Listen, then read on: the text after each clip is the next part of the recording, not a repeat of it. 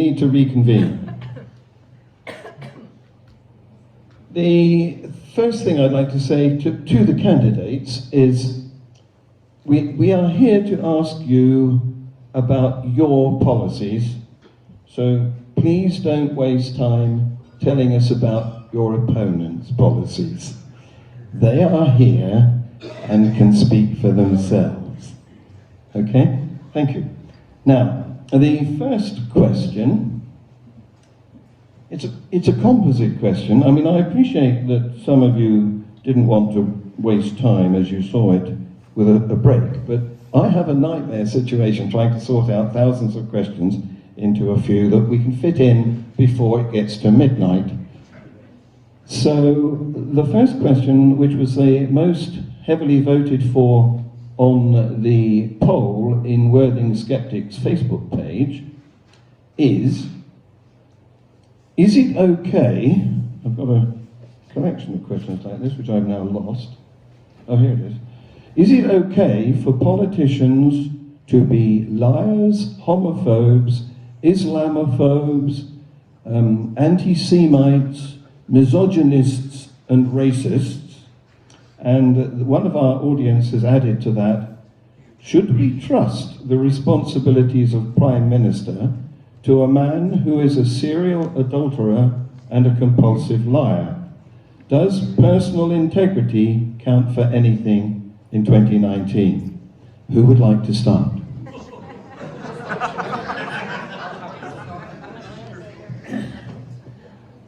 As one of the founders of the Green Party 38 years ago, I would say definitely not. I believe that in the Green Party policy that fair is worth fighting for, and we have to not have liars and adulterers at all in our government. And if we can't filter them out with elections, then it says a lot for the British public if we are not dealing with this plague and that has swept over our country, where everyone is saying we're too old, the wrong sex, the wrong everything. It's so bad that we're not realizing that our strength lies in unity. The more united we are, the stronger Britain will always be.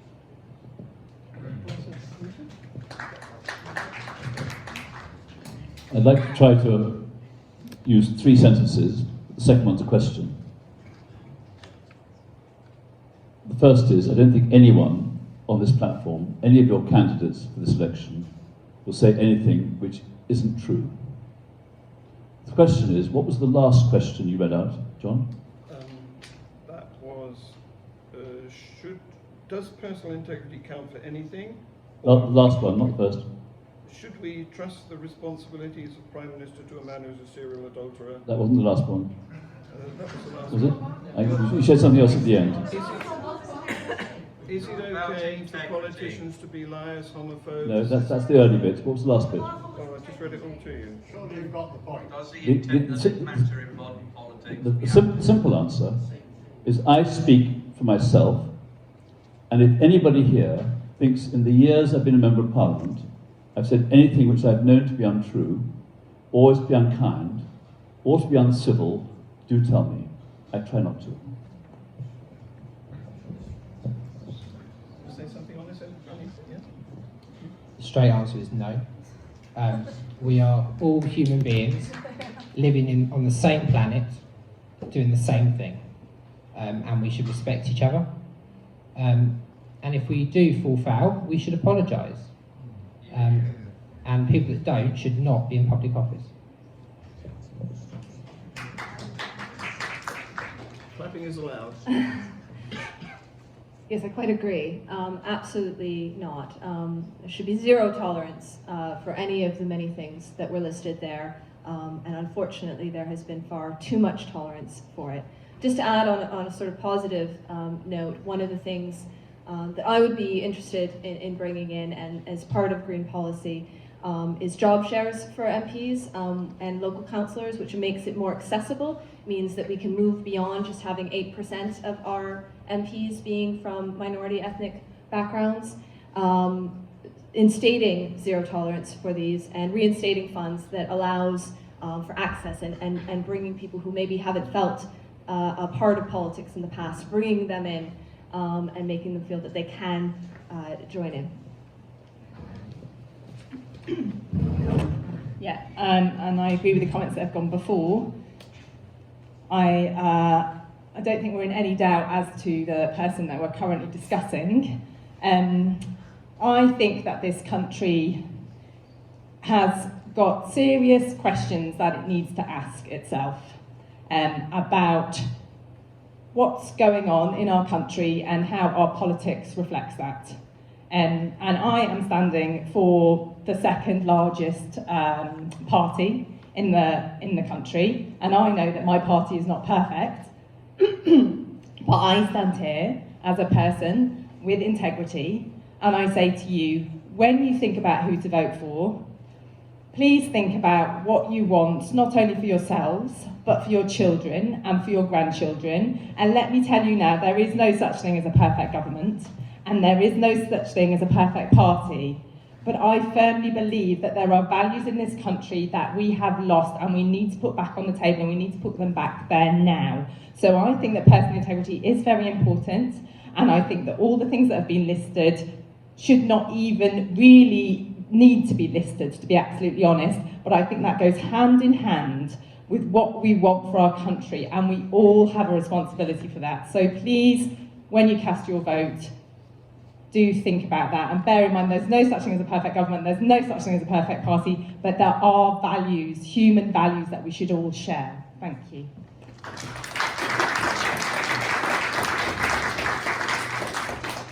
Not more. While you're thinking, can we respond to any of those comments?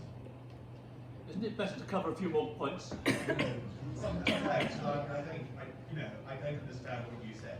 So I'm maybe asking questions, not too particular. Steve, do you want to give him a roving microphone? Oh, okay, take this one. This is working. But it is a Q and A. Thank you.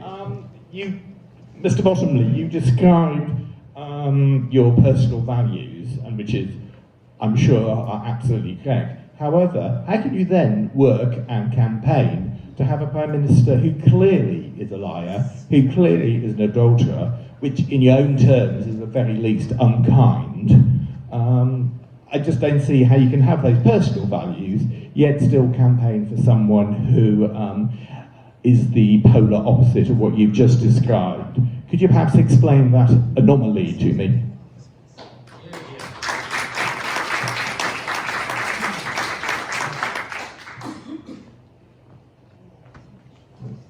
Go for it. Should I speak to that microphone? Yes, there's one there. I'm not trying to dominate this. You, in effect, have asked the question again. I've given my answer. Did you want... You manifestly have not answered that question. Right. I'm not here to have a shouting match. You can shout at me, I won't shout back. You're, in effect, repeating the question that was first answered. I have answered it by saying, first of all, I didn't expect anybody here saying it wasn't true. Thirdly, to say I didn't think I ever had, and I've been a member of Parliament for quite some time. I stand by what I do, and I hope if re-elected, I'll go on doing it. And whether you vote with me or you vote against me, the person who's standing for election here is 1, 2, 3, 4, 5 of us. Those of us standing here. I first got elected in 1975. There have been a number of prime ministers since then, a number of governments since then. I think I've been pretty consistent. I can learn, but I don't think there's many things I've done which I've either got wrong on purpose or by mistake. That's the sort of person I am, and I don't intend this evening to get into an argument with you. Okay, thank you. Now we're going to have another question, and the second most popular one was, do you consider climate change to be a real threat? And if so, what are your proposals to combat it? And a similar question was, how soon will you actually start to plant trees, then retrofit homes and introduce fossil fuel taxation to reduce carbon? I'll go first. Yep. I knew Joe Farman 15 years before, in 1985, he published the article in Nature about the hole in the ozone layer. It took 2 years from that article to have the Montreal Protocol, and by 2050 or 2070, the ozone will be restored to where it was. The peak ozone layer gap was 2006. I know that when Margaret Thatcher addressed the Royal Society in 1988, when the BBC discovered it was about climate change, they took the cameras away, turned down the lights, and didn't record the speech. Her speech in November 1989 at the United Nations was recorded, and the speech next year at the Second World Climate Change Conference was also recorded. She was talking about the dangers of a 1% increase. And if we'd had consistent action on the basis of what Britain helped to achieve for the Montreal Protocol so fast, we'd be further down the line. I don't want to say too much about this, it's one of my really keen subjects. I would say this: which other countries have done as much as we have, major countries, and how can we get this country to go on leading? I've been dedicated to trying to achieve that. I can't answer the direct question of how any government can suddenly change the gas boilers in most of our homes, or how fast we can change our cars, but if you listen to Adair Turner, who chairs the committee, he says that technology is changing so fast that we could probably achieve it faster than the 2050 net zero emissions. How much lower we can get, we don't yet know. But I do know we've made a start, we need to go on doing it, and I welcome the push. But I wish that half the attention given to Greta had been given to Margaret Thatcher's speeches in 1988, 1989, and 1990. And I commend them to you. Look them up. They're all available online. They're worth reading, and it's worth seeing how much more we can do. Yes, sure. My son and I trained with Al Gore to deliver his climate reality program. Hardly anyone that we've approached has been interested in having a presentation which includes schools, colleges, and all sorts of groups, and we've had very little interest. And it worries me how little interest the British people seem to have in global warming. There are still people I meet who say, no, it's all lies that the scientists all have put about to give themselves jobs. So it really worries me, and I totally support what I've heard Sir Peter say on television, because I listen to the Parliament channel quite a lot, and he's quite right.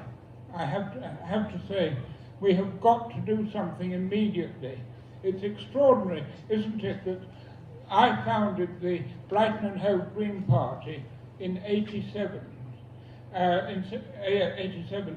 When I came off Brighton Council, where I got a ban on cruel circuses that used performing animals.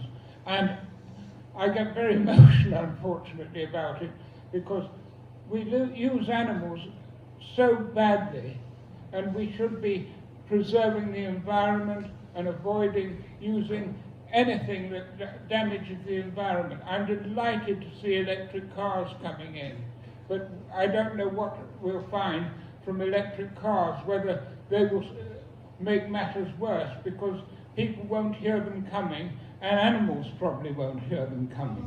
And that's a major worry which I've had people come to me with. I'm very disappointed that we haven't had more than one MP in Parliament for the Green Party in 38 years. I'd like to add another question that's part of this subject that was written by somebody in the audience.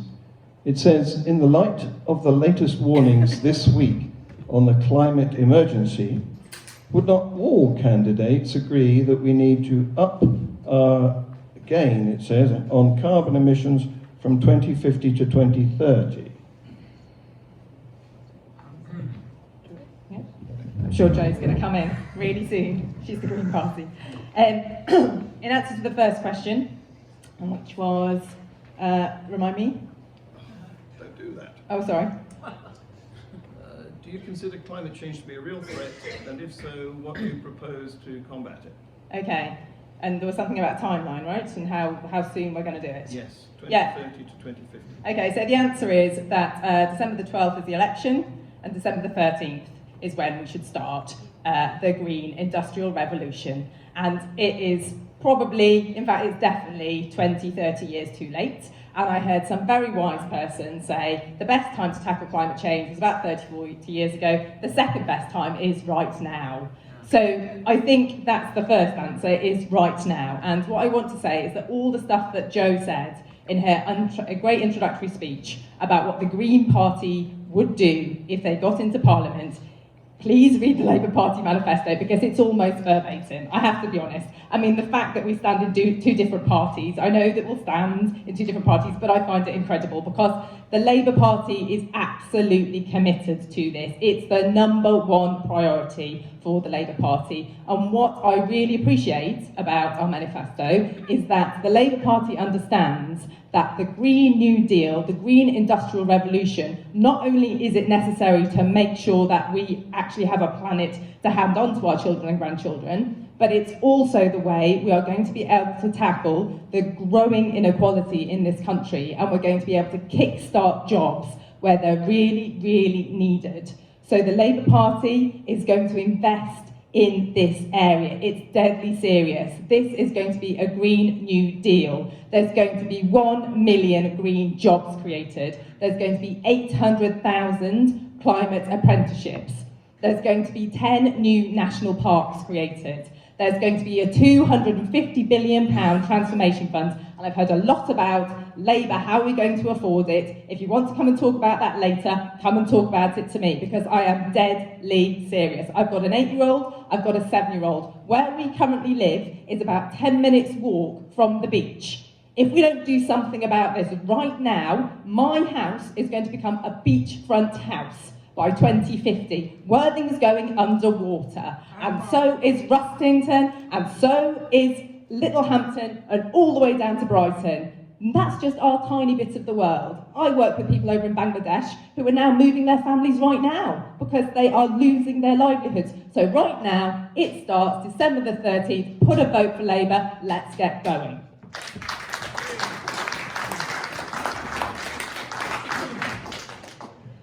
I agree with a lot of what's been said, including that we need more Green MPs in Parliament, absolutely.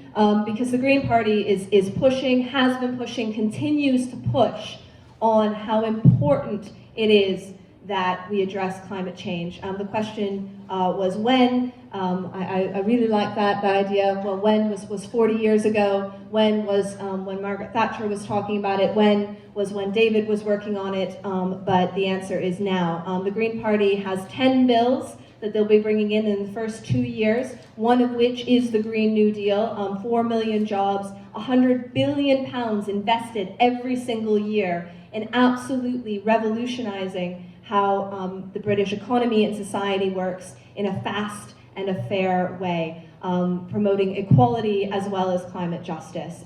So please have a look at that manifesto. There's a lot there that I think isn't covered in other manifestos, including the level of investment and the number of jobs coming out of it. But this is the climate election. We have to address it now.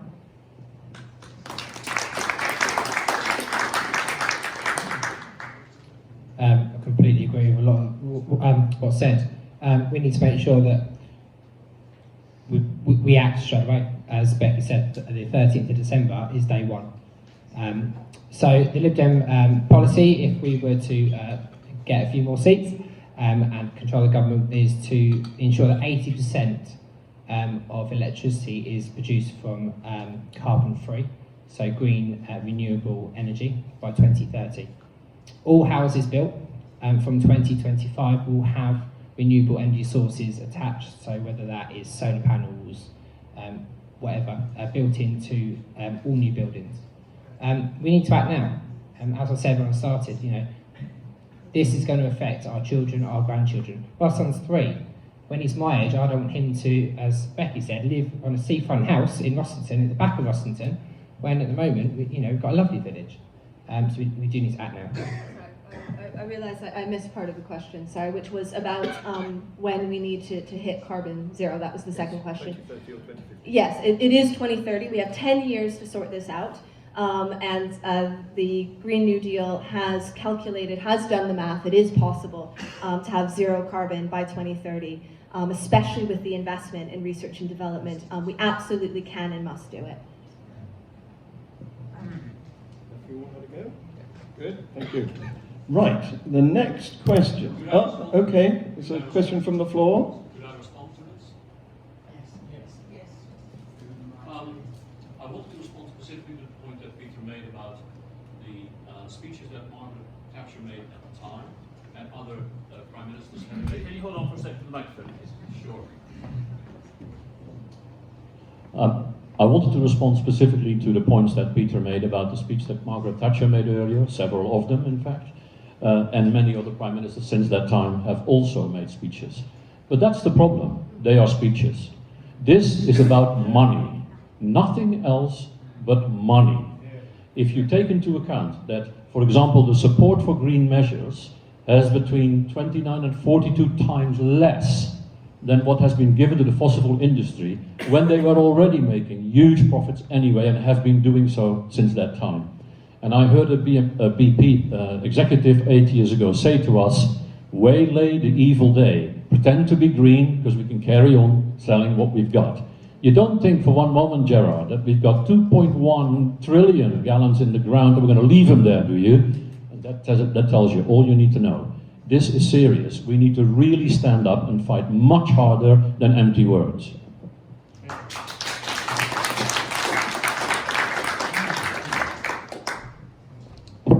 Thank you. Thank you. Well, I think we've done very well to have avoided the B word pretty much up until now. So here we go with it. There's a bunch of questions on the subject of Brexit. Here's the first one. An EU trade agreement could take 10 years. So why does the Prime Minister say his withdrawal agreement is a deal and claim to be able to get Brexit done? Well, I think we'll deal with that one separately because the others are not quite in the same vein. And that's directed to you, Peter. I've been to a number of hustings over the years. This is one of the ones where the audience seems to be all fixed on what the Prime Minister's doing, rather than who might be the local Member of Parliament. Put up your hands if you're only going to vote for party and you pay no attention to the Member of Parliament themselves. Party? Right. Party and Member of Parliament? Member of Parliament alone? Thank you. I'm grateful to Virginia as well. It is. Well, I think the first question is what's right. So if you take the international issues, like how you can avoid unnecessary civil war, international war, how you can avoid global warming, which is a global issue rather than a Worthing issue, then I think the national interest comes second, then I think the local interest comes third, and party and personal interest should come fourth. I say that over and over again. I don't expect everyone to agree with me, but I do believe that the right and wrong question and what's right for the world is actually what we're here to try to do whenever we can. Obviously, if you're an area which has coal mines, back in the time I first got elected, some parties were saying we've got to keep 300,000 people digging out coal from underground, even though it was bad for the miners and bad for the environment. I argued the sooner we get away from a coal economy, the better. I also argue now the sooner we can get away from a carbon economy, the better, which is why I was one of the ones speaking up for Rampion when it happened.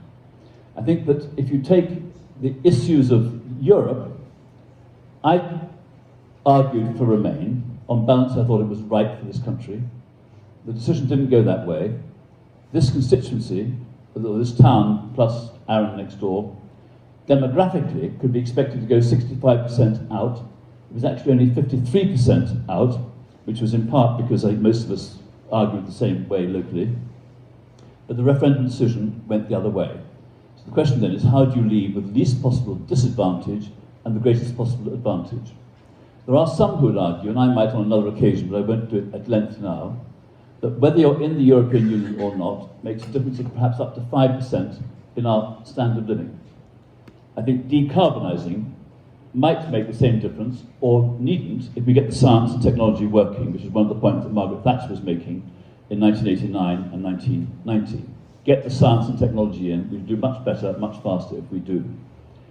I also believe that the choice for those who put up their hands first, which is party only, I frankly think that the difference on offer this election between the two major parties is more difference to our standard of living and our well-being than the question of whether we leave the European Union or not.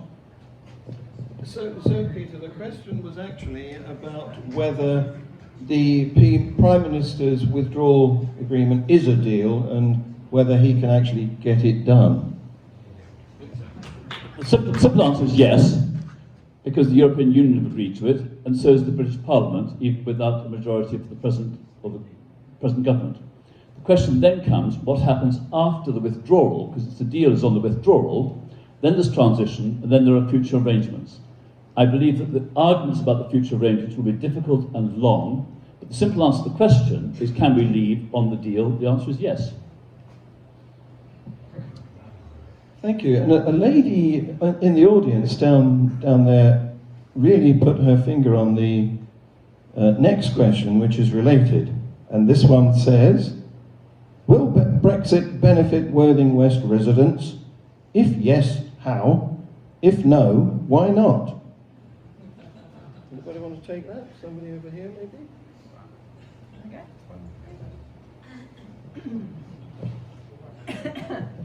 So sorry, it's will Brexit benefit Worthing West residents? Okay, so I think the first thing to say is that it depends what type of Brexit we have. And I know that the current Prime Minister has a deal on the table that has been suspended for a little while, but will then come back. I think that particular type of deal for Worthing West and for our country in general will mean that times are going to be tricky for a while. I think economically there are going to be some issues because getting Brexit done, as has been pointed out, isn't going to take 24 hours. It's going to take a number of years. It's going to take some trade agreement negotiations, and we have businesses in Worthing that need to be able to import and export and get things in and out, and we have people who work very closely with Europe that need to be able to understand how their business is going to work. And there was actually an economic assessment impact that showed that Worthing would actually be one of the hardest hit areas in the country. So my honest answer is, I don't think Brexit, as it currently stands, the deal that the Prime Minister has on the table, is going to be good for Worthing. So you disagree with your leader then, Becky, are you? So Neutral, so you're actually a Remainer, are you? I'm a Remainer. So he's neutral, so you're disagreeing with your leader, are you? So I'm a Remainer. So you're disagreeing with the Jeremy's starting So as in that Jeremy Corbyn shouldn't be neutral. Is that what you're asking me? Are you asking me whether I think Jeremy Corbyn should be neutral? No, Jeremy says he's neutral. Yeah. You're a Remainer, so Yeah. you'll pass it, are you? As in, I'm allowed to have my opinion about it? Yes, I'm allowed to have my opinion about it.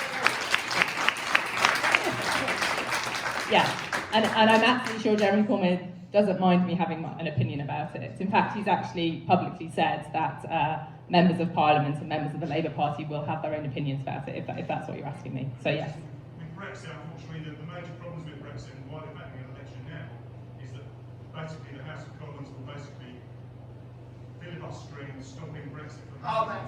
Because we don't want it. Because we don't want it. We don't want it. So that's probably a broader conversation. But I'm really happy to have that. I think other people want to talk. I don't agree with what you've just said. That's absolutely fine. Let's have a chat afterwards. But thank you for your opinion. Okay. Okay. Yeah, so almost every financial analysis has shown that we will be worse off financially, both here in Worthing West and across the country. Again, that is slightly based on which Brexit we end up with, although the choices are not good. and there are very, very few iterations that put us better off. But I do want to talk not just about finances, but again, to go back to the previous conversation about the environment, because 80% of our environmental laws actually come from the EU, and it is almost certain that we will be worse off leaving the EU in terms of our environmental situation, in terms of climate change, than we would be staying in. So just even from that point of view, from again, sinking towns in Rustington, getting closer to the beach in Worthing, we will be worse off if we leave the EU than if we stay in.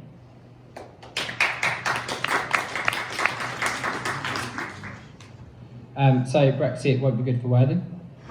Brexit won't be good for the country as a whole. And there's no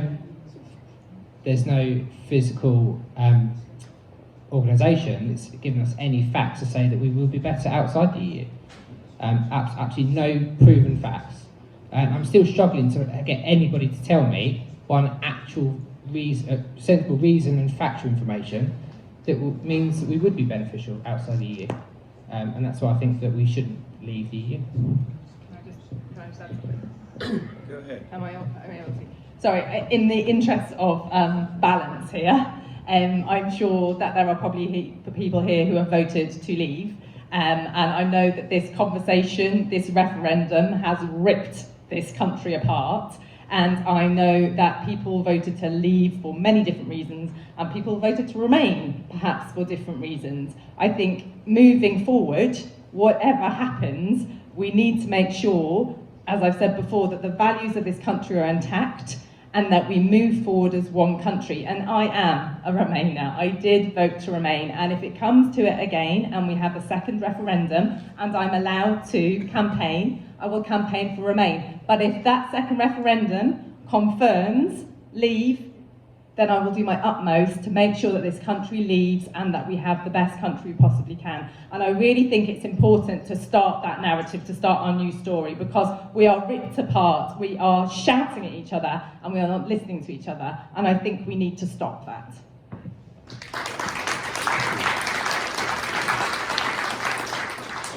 During the course of those answers, we covered the question of one of you, which was 2 economic assessments have said that Worthing is going to be the second worst hit town economically by Brexit, a reduction of 2.8%. So I think whoever wrote that will have had that question covered.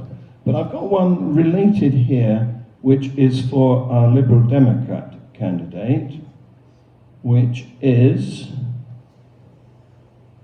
over half of those who voted in the referendum voted to leave the EU.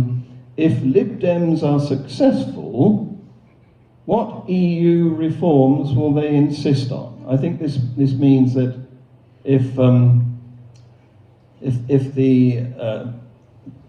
the country stays in, if it remains, then obviously the EU is not regarded as perfect because so many voted to leave. So what are we going to do to improve it, Jamie? Thank you very much. Well, I think we need to look at the whole part of the EU. So the EU is, as people say, a club that you join. No club is perfect. No organisation is perfect. No political party, no company is perfect. But if you leave that group, if you leave that company, how can you make change? How can you reform that to make it fair and make it better? You can't. Once you leave a club, you leave a party, you leave an organisation, you've left. Your voice means nothing. The EU is not perfect. Yeah, it needs reform. It needs to be run better, more safe for the MEPs. I know a couple of the MEPs and they do vote, but you know they don't get as much say necessarily as the leaders of the countries do. So the European Council. But I think that there was a lot of lies told during the Brexit referendum. People are saying it's undemocratic. I struggle to understand that because we elect our MEPs, as we did this year. We elect our MPs who then form the government, and the leader of that party becomes a member of the European Council. And the government we elect selects commissioners to stand for us in the Commission in Europe. So I struggle to find where it's undemocratic. But yeah, it doesn't even fall. No, she was put forward by her country. She has been elected by the European Parliament yesterday, I think it was. But she was put forward by her country to be her national representative on the Commission. And then that was voted on by the MEPs. I can't remember if it's yesterday or if it's Tuesday. So they are all democratically elected, or selected by our democratically elected representatives. Around 80%, I don't have the exact figures with me, of the population voted to join the European community. I think it was less than 20% of the whole population voted to leave, and we didn't have a 2/3 majority to leave, but we had to have a 2/3 majority to join.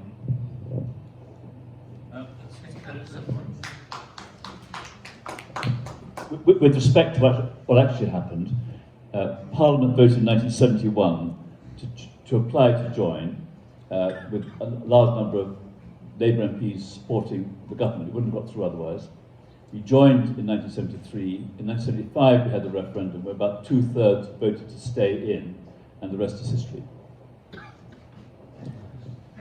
This question, you might as well keep the microphone, Peter, because these are for you.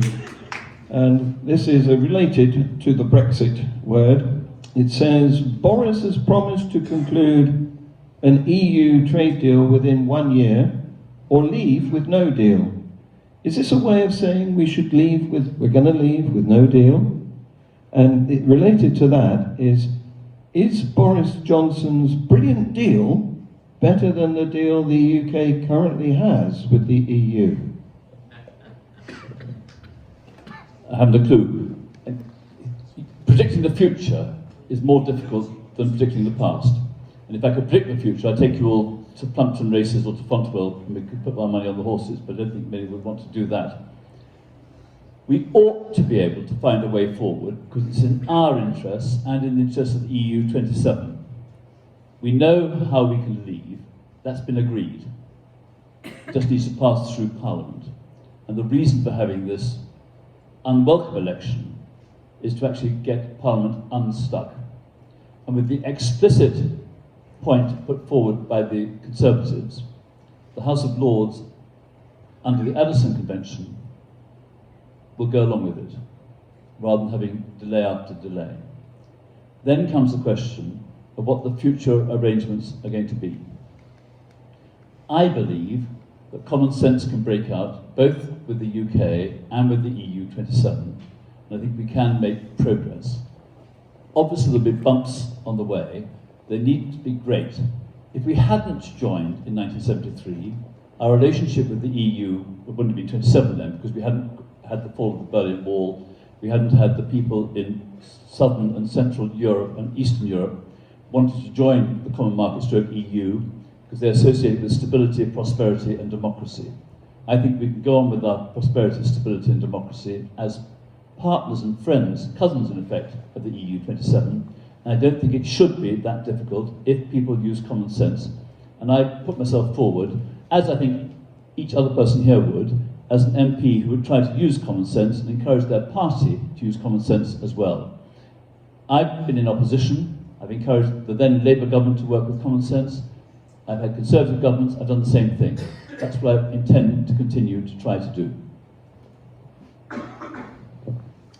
Thank you. Right, school funding. Boris Johnson's promise for education will not reverse cuts crippling schools and colleges. Why isn't education valued and adequately funded? Another one. All the parties have promised more money for schools. How would the candidates ensure that schools in Worthing West get a fair share of this funding? Lots of us have children. This is a very important question. Why has the Conservative Party, this is about austerity related to providing services on the tightest budget.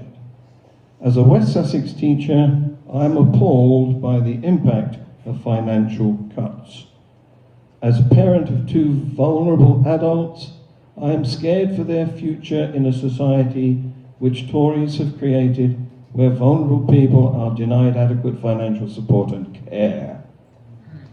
So before we hand the microphone back to you, Peter, I think I'd like to let the other members of the panel have a go on this, because it's about general promises for funding. Thank you to the people who asked those very important questions. As an educator myself, one of the things I think is really important is not just how much money we put in, because each of our parties have committed to spending, to increasing money into schools. The Green Party is $4 billion per year. I've been warned against speaking about the other parties' policies. I'm sure they'll come to that in a second. But it's not just about increasing the funding. That needs to happen. But it isn't everything. What we need to be doing is changing how we think about education. It's not just a production system. It's not just ticking off boxes, taking standardized exams, making sure that every school produces the same number of results in an exam or a test. It's about changing the reason for education. And the reason for education is the child. It's enhancing that child's creativity, their opportunities in life, and creating an equal opportunity for those children who go to school. So one of the things that I think is really important is giving them a start that's fair, which includes getting rid of the charitable status for private schools. It's integrating grammar schools, academies, and free schools into a comprehensive system. That's the sort of educational change we need, not just throwing more money at them. But they need more money too. But they need more money too. $4 billion a year. $4 billion. Thank you. So I think one of the biggest things I'm proud of with the, dare I say it, the coalition years, was the Lib Dems been able to bring in the pupil premium, which has been a Lib Dem policy since 2005. And most people would agree that that's been a great asset to schools in helping lift the bar from disadvantaged children, giving the schools more money to spend more. Lib Dem policy now is that we would spend £7 billion investment into new schools and repairs of schools. There's so many schools around the country that are falling apart, that have been there for a long time, that need money spent. So that's £7 billion. But also £10 billion by the end of the next Parliament on employing 20,000 new teachers. Class sizes have been going up for a long time. Back when I was at school, it was 30 in a class on average. That's not really average anymore. You can get 35, 40 kids in a class now. It's just not acceptable. You need fewer children with teachers. I'm quite happy to say I struggled at school. I'm dyslexic, and I needed a bit more help. But nowadays, children don't get that support as much because they don't have the staff. My wife works in a school, and she says that it's so heartbreaking the fact that you can't spend as much time with young people. So 20,000 new teachers by the end of the next Parliament will be our policy. Is that a policy that ranks alongside student fees as an undebatable promise? So I wasn't a candidate back then. I was a youngster myself, and I'm very annoyed by the fact that the party done that, and a lot of our party members and candidates are. But unfortunately, with coalition, the whole point of the coalition is an agreement. We did get 70% of our manifesto through during those years, which is more than any party in history has ever managed to achieve. But yes, the Conservatives did block us from achieving that, and unfortunately, we were the smallest party of that coalition, so we had no choice.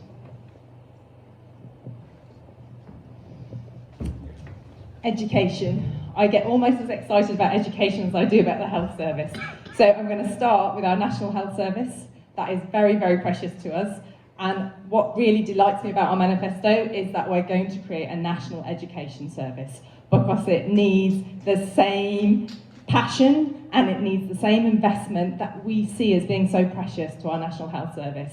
If we don't invest in our children, if we don't invest in our future, all this talk about economic growth, all this talk about being able to tackle climate change, all this talk about being able to keep people healthy and well and have scientific breakthroughs and go to Mars is all for nothing, quite frankly. So we've got to invest in our children, and that doesn't start when they go to school. That starts when they first appear on the maternity ward or in a home birth or whatever.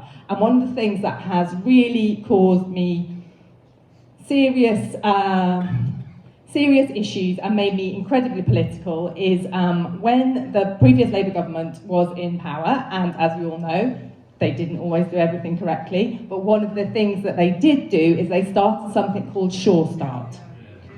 And they started something called Sure Start, and they invested in early years development. And they worked with people like me who said to them, if you help mums, dads, parents to understand how to really invest and help their children, not only will it help their children, it will help the parents, it will help our society, it will help economic growth, it will help all sorts of things. Then the Labour government disappeared, the coalition came in. Since 2010, 1,000 Sure Start centres have been closed. And what really breaks my heart is there's actual evidence now that Sure Start centres work. Because you know, sometimes you get sort of political ideas, and in the health service I know this, you get people coming in, you get various secretaries of state for health, no offence, Virginia, coming in with great ideas, saying we're going to revolutionise this, we're going to overturn this, ideologically we'll do this, and you never get to know if they actually make a difference or not. Sure Start centres made a difference. There was actual differences in terms of children's thriving, in terms of children's readiness for school, in terms of children's ability to learn, in terms of children's nutritional status. There was actual difference. And they cut them. So the Labour government, hallelujah, haven't forgotten this, and they're going to bring them back. And they're going to bring them back as Sure Start Plus. And they're going to invest in early years development, and they're going to make sure alongside this that early years preschool funding is available, because that discriminates, that really discriminates. If you can afford for your children to go to preschool learning, it really makes a difference. Now, I'm not saying that we should all rush off to full-time work, because I loved being a mum, I absolutely did. But my kids went a couple of days a week to preschool, and we could afford it. And the evidence is there that actually early socialisation, understanding skills, it really makes a difference. And the option at least needs to be there for parents. Regardless of how much you earn, that needs to be there, and the Labour Party will bring that in. Schools, don't even get me started on schools. We have got schools that have got such a narrow curriculum these days. I don't know what happened to arts, to sport, to music. My kids are in primary school. I go in and teach politics because I'm like, my kids need to know. And I want them to learn philosophy, and I want them to learn languages, and I want them to learn scientific skills so they can build rockets to get us off this planet, and climate change skills so they can get on with it. The Labour Party is talking about a national curriculum review. When we talk about funding cuts, the Tory government has recently, before we went into PERDA, announced more funding for schools, even when those funding commitments are made. 83% of our schools are still going to have to make cuts.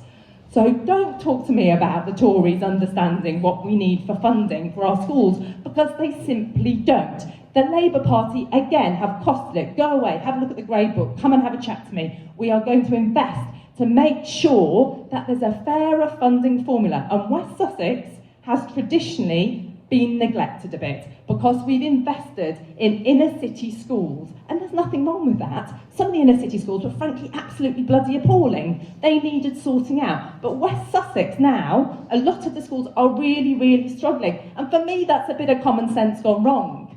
If you take money out of an education system, it's not going to keep thriving, it's not going to keep going, it's going to grind to a halt. So we need some common sense where we go, a fairer funding formula needs to benefit pupils across the country. I know I need to shush. And the final thing I want to say is, one, thank you, Phil, tuition fees, scrap those, because everybody should be able to go to university who wants to go. And again, if you want to come talk to me about costings, please do. And a lifelong learning. I am 42 and I have no intention of stopping learning, and I have been really lucky in my life to go through university, to go through postgrad, to go through professional exams. People through their lives. When you're 18, you don't necessarily know what you want to do. When you're 25, you don't necessarily know what you want to do. When you're 42, you don't necessarily know what you want to do. There should be opportunities throughout your life to be able to learn. So adult lifelong learning, it doesn't stop at school. It doesn't stop at university. We need to provide a national education service that we're as proud of as our national health service. Thank you.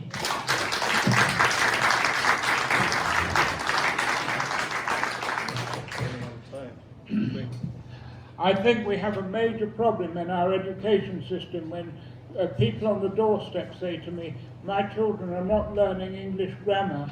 They don't know the difference between tenses, that we're not educating children, we're not learning from our mistakes, and a 4-day week proposed by Jeremy Corbyn will be a disaster, because people say to me, how will I go to work when my children are at home with no one to look after them for 2 days?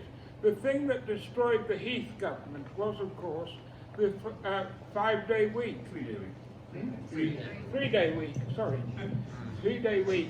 And, you know, we're making the same mistakes again. We never learn from our mistakes.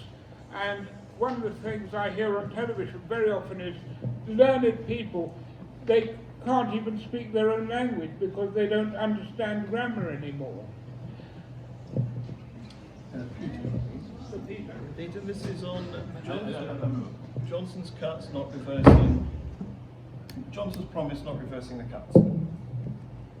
One of the reasons I became involved in public and political service was after Rosner, which some of you may remember was the raising of the school leaving age in 1971.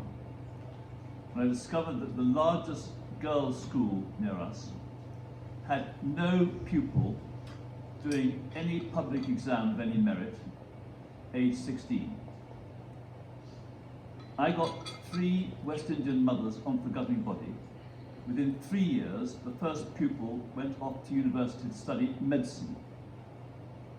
If you look at today's Times, the obituary of Jonathan Miller, that really great intellectual, not only beyond the fringe, but good at neurology, good at opera direction, he said he once considered his children who had failed to get a single qualification at school to be academic failures, and as such a source of disappointment to him.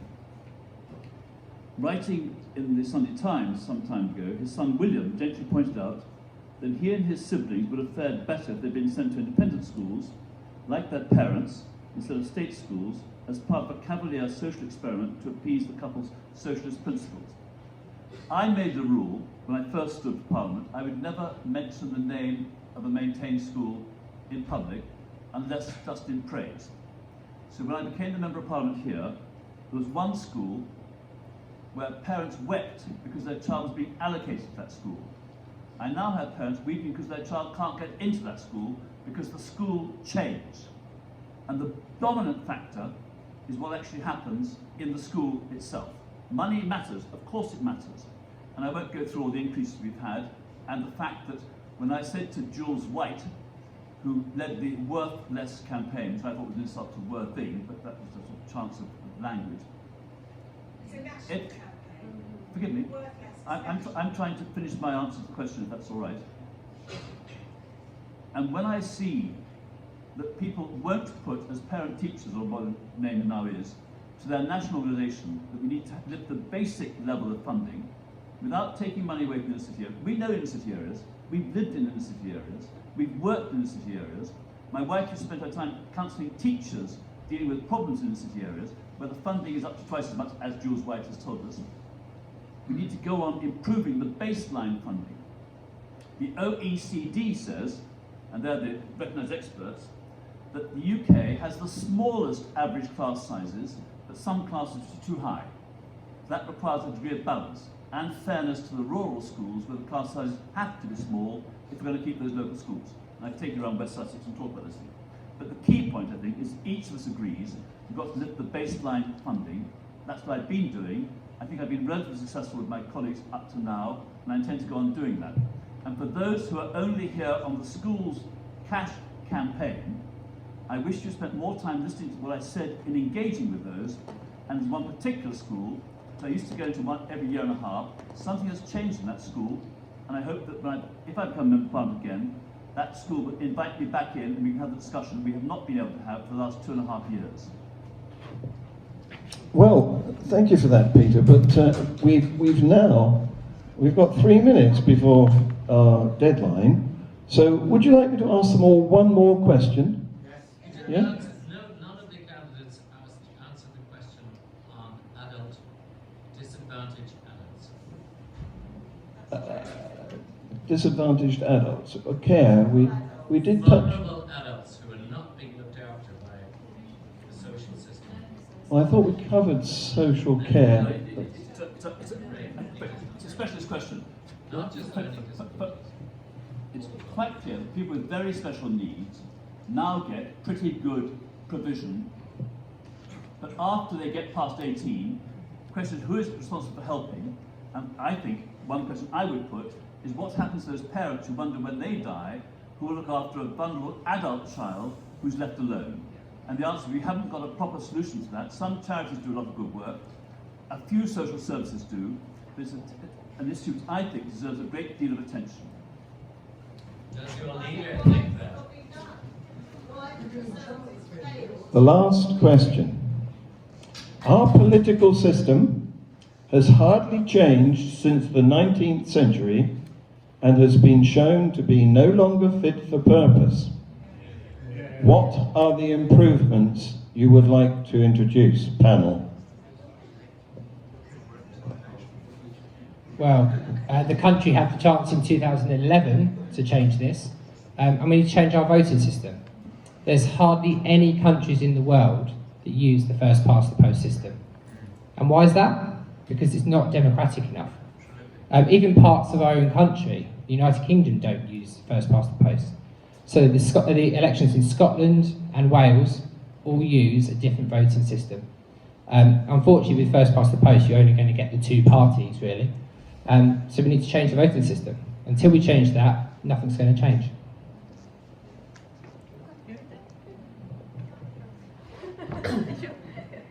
So I am a member of one of those two parties for whom it benefits us to have first past the post, and I agree. I don't think the voting system is fit for purpose. I think it's absolutely appalling that people feel in safe seats of whatever colour, hue, inclination, that actually their vote is pretty much a wasted vote. I think that's appalling when we put so much store by our democracy and say that every vote should count. I absolutely think every vote should count. So at the risk of my party not being the major party, I can take that, because I think democracy is really important, and I think an overhaul of our democracy is long overdue. So I have no problem with that. I think proportional representation is definitely worth a discussion. I think we should look at what the best system is. Many European countries have variations on a theme, and I would be very supportive of that. Thank you.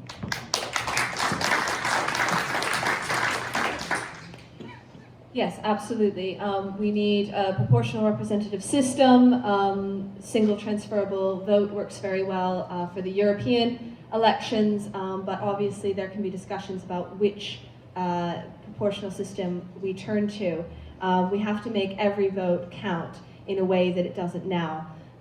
It does count in all sorts of ways, building momentum for further campaigns, funding for parties. I don't know how many people know, but unless a party gets 5% of the vote, they lose their deposit, which obviously makes a huge difference for local campaigns. But in terms of making it a vote count for the overall election result is incredibly important. The other thing that I'd like to throw into this is unelected politicians. It's very important, I think, that we abolish the unelected House of Lords and that we change that system to make it more democratic as well.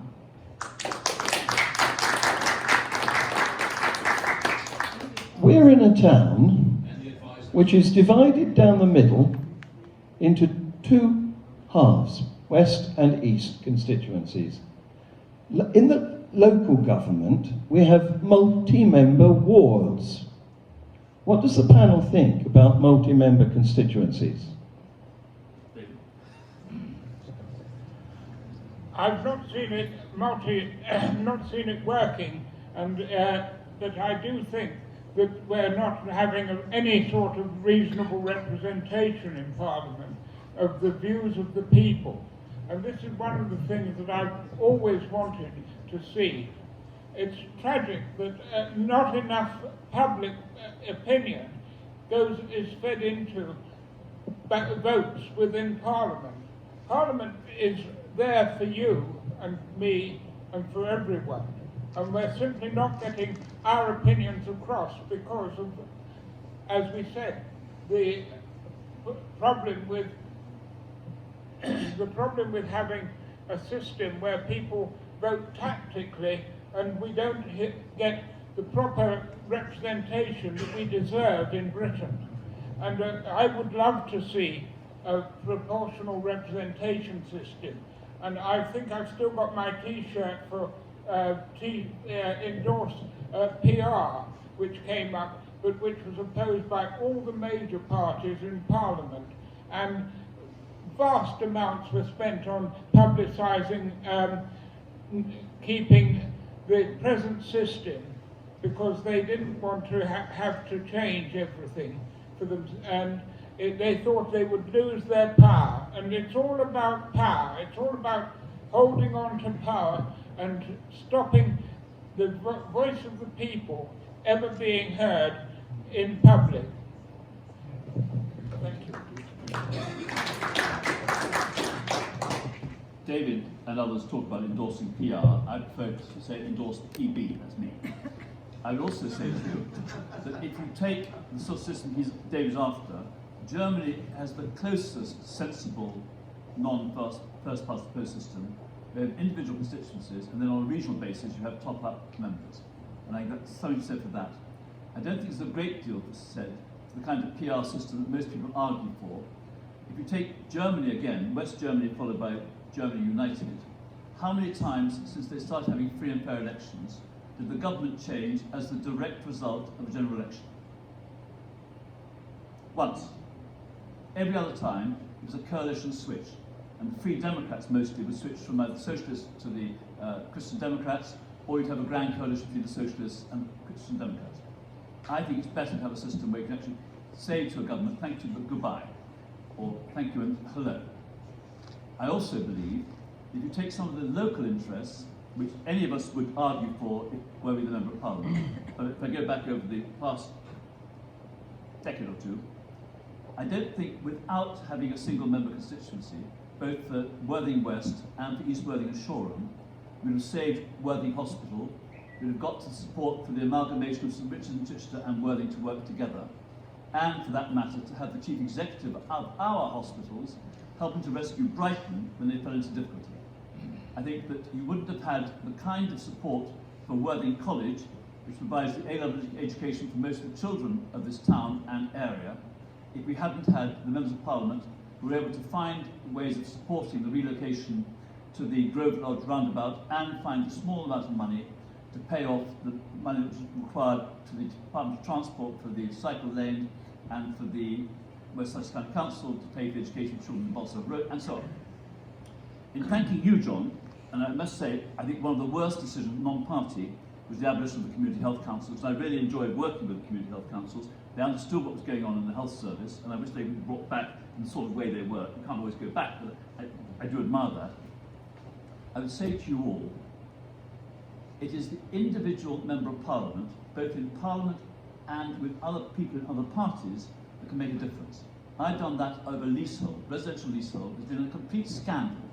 And without the help of Jim Fitzpatrick, the Labour MP for Limehouse and Poplar, and Ed Davis for Surbiton, we wouldn't have got government to start paying attention and the media to start paying attention. When people sometimes say you're not doing what the mass of your constituents want, I say that can be tough. When I first got elected, everyone said to me, 90% of us, especially in your party, want to bring back capital punishment. It's the only way to deter murderers. I said, I won't. I don't think it is. Even if it were, it's wrong. and I think that between right and wrong is more important than between right and left. On that basis, I ask for a vote.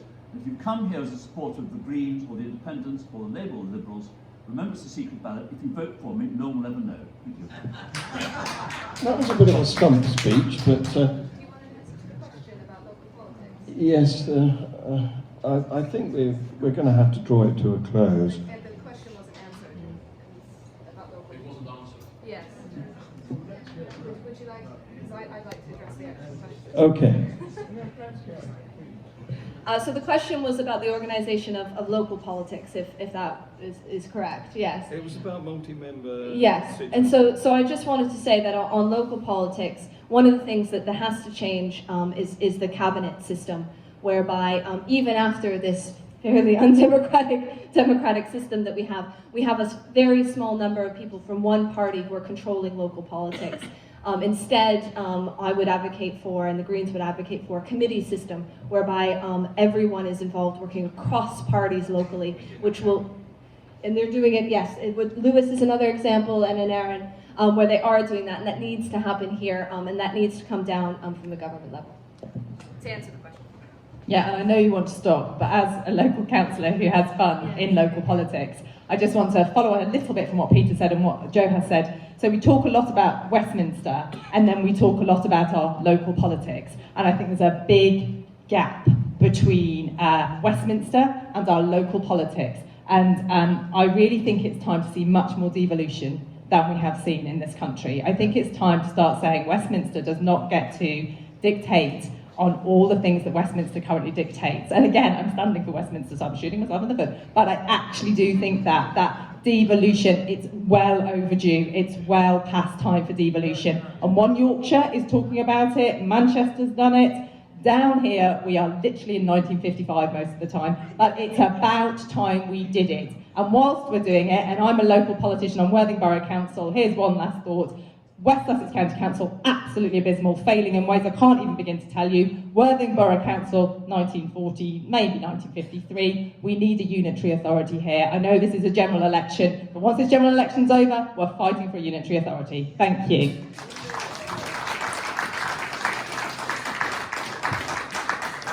I always think that hustings are a sort of Daniel in the lion's den experience.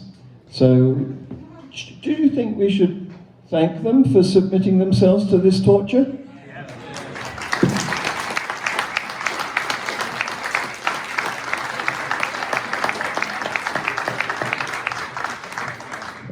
And can we thank John and the Skeptics for putting it on? Thank you.